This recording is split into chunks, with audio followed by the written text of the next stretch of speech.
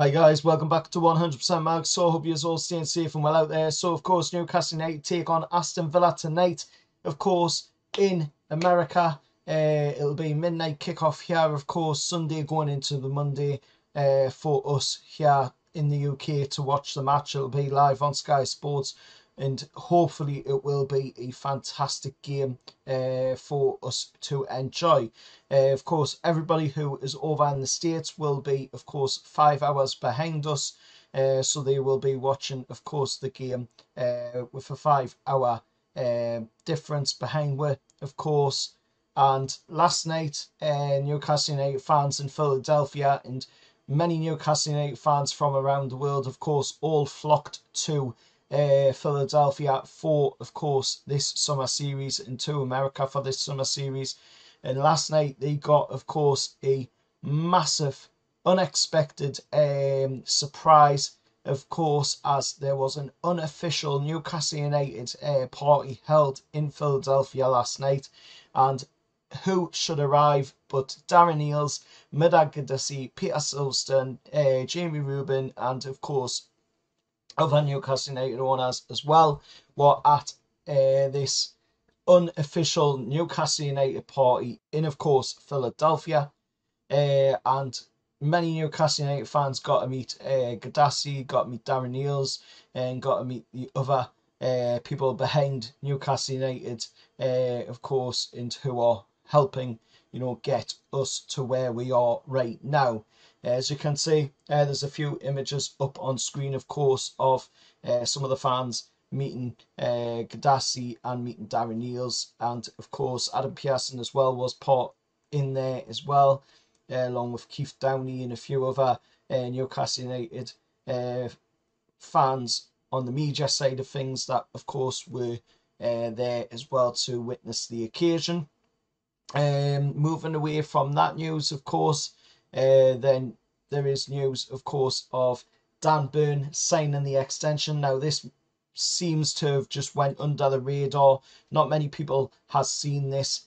Of course, Dan Burn signing the contract with Newcastle United for a 1 year extension.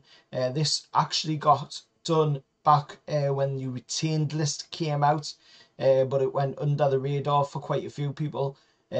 Serena Taylor, of course, is put it out on her Instagram account, the picture of Dan Burns signing the contract. It's, of course, got the Newcastle United board with all the sponsors, Salah, Noon, Funny 8, of course, and Castor, all on the back of the board. So this was obviously done by the looks of it before the players in the team jetted off, of course, to the States for this summer series. But that's massive news, getting Dan Burn signed down to a 1 year contract extension is absolutely massive news. It's a local lad signing an extended deal, so that's going to benefit we hugely in the dressing room. It's also going to benefit we're out there on the pitch as well, because of the way Dan Burn played last season. He was just absolutely fantastic. But moving away from that, of course, we'll go to talk about the elephant in the room now. Last night, I put a video out on my channel talking about, of course, the recent news that had come out regarding, the Premier League clubs who were voicing their opinion over the maxi deal to Al Hilal in the Saudi Pro League, of course. Now, plenty of teams did transfers with the Saudi Arabians, of course, for their players. Chelsea being one of them, sending quite a few players over there. Liverpool's been a part of it as well, with Fabinho going over there for 40 million. And of course, the reasons behind this voicing of opinion is because the club that Maxi will be going to is Al Hilal, of course, and that club is owned by PIF. It's one of the four that is owned by PIF. And that is why they are voicing their opinion now. Richard Masters had to come out and say something about it. He reported on it, as he always does, every time something happens with Newcastle United, and them clubs voice their opinions on it. Then, of course, out comes Masters with a press conference or some sort of comment, trying to defend the situation to why these teams are coming out and they're voicing their opinion. He's come out, of course. Keith Downey's got it here, as you can see up on screen.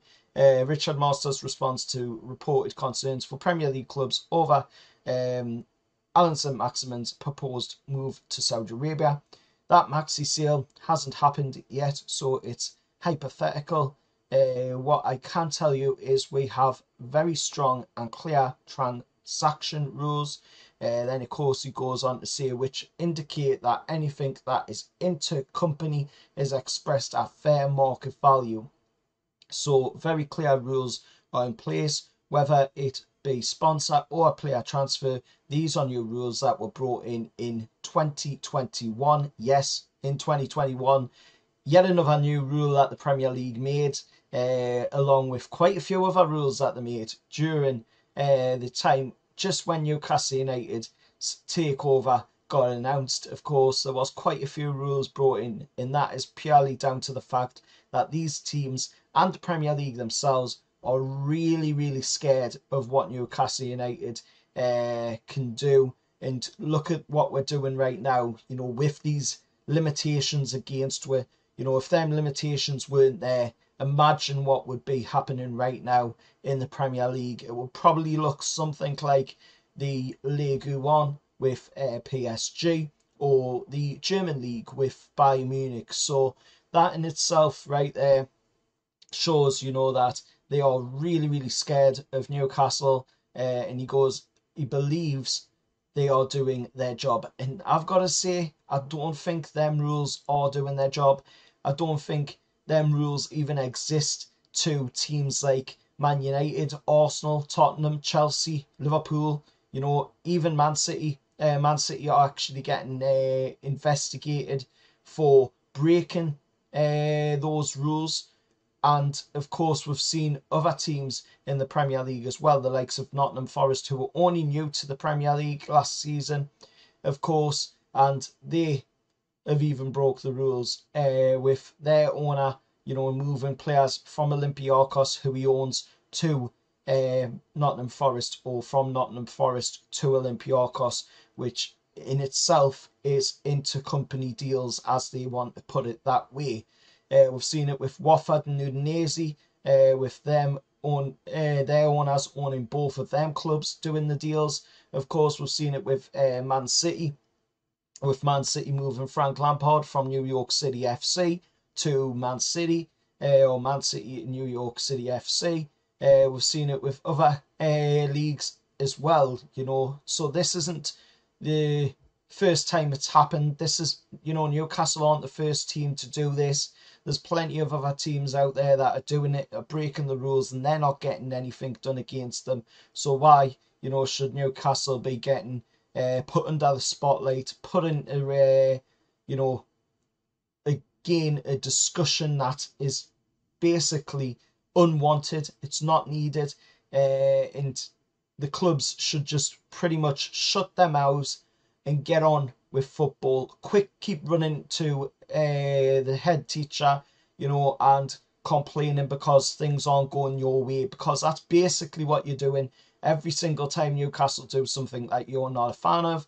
You hear the likes of Levy popping up out of the woodwork, right, left and centre. Oh, I don't like that, and immediately kicking up a stink about it, just because it's something that will, of course, end up seeing them getting their nose put out of joint. And that is basically what it is here, because they don't like to see Newcastle United succeeding, and they never have, you know, because if they ever wanted to do anything for Newcastle United, then they would have done it, you know, over them past 14 years, where we had an absolute dictator running our club into the ground, nigh on putting our club in administration at some point, because it was that bad that he was running the club. And, you know, they never did a thing about it. But now, suddenly, Newcastle have the richest owners in the world, and he has everybody wanting to have a say on what Newcastle United's doing, what Newcastle United should do, and what Newcastle United can't do. So just basically shut the F up and get on with it, because I've had enough of it. And I'm sure other Newcastle United fans have as well. there's nothing really wrong with the Maxi deal. Looking at it from a wider scope of things, yes, both teams are owned by PIF, but there's no sinister dealings being done under the table here. If anything, Newcastle United are underselling Maxi, by a reasonable bit, just to try and comfort and trying to silence them, voices from them teams and from the Premier League themselves as well. So that's my 2 cents on that one. Moving away from that, of course, we will look at some transfer news. Now, despite having his medical, according to this Saints fan this weekend, NFA agreed Livramento is in the game against Reading, of course. Then there was some images that circulated, a picture, of course, showing him in, of course, the lineup just before they kicked off the game. He doesn't look very happy, I've got to say. It looks like, of course, he's already pretty much a done deal by the looks of it. And, that would be a fantastic piece of news if Tino Livramento rocks up to St James's Park and signs on the dotted line for Newcastle United, because he is a fantastic player and he would really benefit us hugely going forward as well. There's also news here coming from Paletti goal, and first called by Fabrizio Romano, saying Newcastle will turn attention to Axel Desisi deal after, of course, completing the signing of Tino Livramento. Officially, an agreement between Monaco and Newcastle is imminent. I know it says imminent. It's not the best word for us Newcastle United fans, as we heard that quite a bit during the takeover period. But it does say first called by Paletti goal and first called by Fabrizio Romano, of course. Let us know your thoughts down in the comments below on all of the stuff so far being said in this video. Eddie Howe, of course, did his press conference last night in the States, of course, ahead of the game against Aston Villa tonight, which, of course, is the midnight kickoff here in the UK. For us, it's a 5-hour difference, with the Americans being 5 hours behind us, of course.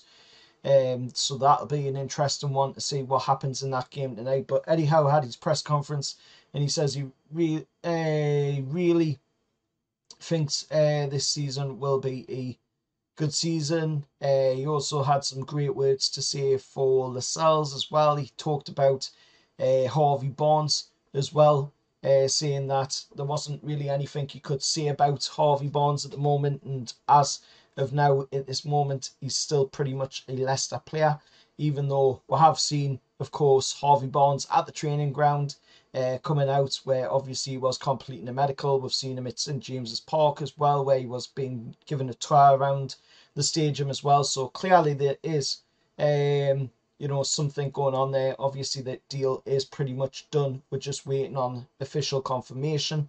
So I don't know, what to really say about the comments. Eddie's saying that he's pretty much a Leicester player still. We've also seen some people going around saying that Sandro Tonali will wear the number 8 shirt this season, and Gordon will go to the number 10 shirt. But as you can see in the club store, and if you've been to the club store, of course you'll already know this, but Anthony Gordon's shirt is in the club store, and it has, of course, got the number 8 on the back of it. They're selling it with the number and the name on the back. So I can't see, the club wanting to do that if, of course, the player isn't going to be wearing that number, because then that's going to mean that there's a lot of shirts got to be reprinted, and a lot of shirts that would end up going pretty much onto the rack for sale, just to get rid of them. So I can't see, of course, Sandro Tonali moving to the number 8.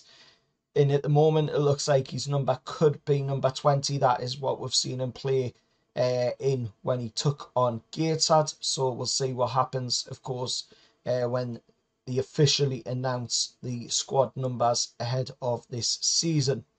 And that's pretty much all there is to talk about, guys, in this video today. So if there's If you've enjoyed it, please do hit a like on the channel. Please do subscribe to the channel as well, as it does help the channel to grow.